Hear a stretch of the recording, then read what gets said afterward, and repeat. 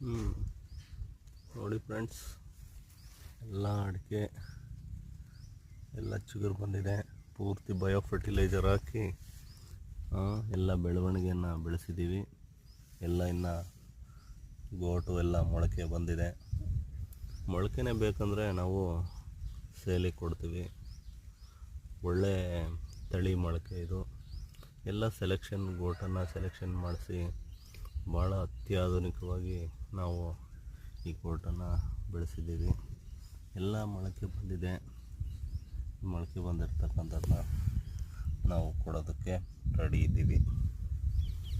ಯಾರಿಗಾನ ಬೇಕಂತಂದರೆ ನಾವು ಕೊಡ್ತೀವಿ. ನೋಡಿರಿ ಎಷ್ಟು ಚೆನ್ನಾಗಿ, ಇನ್ನು ಕೇವಲ ಇದು ಹುಟ್ಟಿಬಿಟ್ಟು 4-5 ಡೇಸ್ ಆಗಿದೆ ಅಷ್ಟೇ. 4-5 ಡೇಸಲ್ಲಿ ಇಷ್ಟು ಒಂದೊಂದು ಲೆಂತಲ್ಲಿ ಇಷ್ಟು ದಪ್ಪವಾಗಿ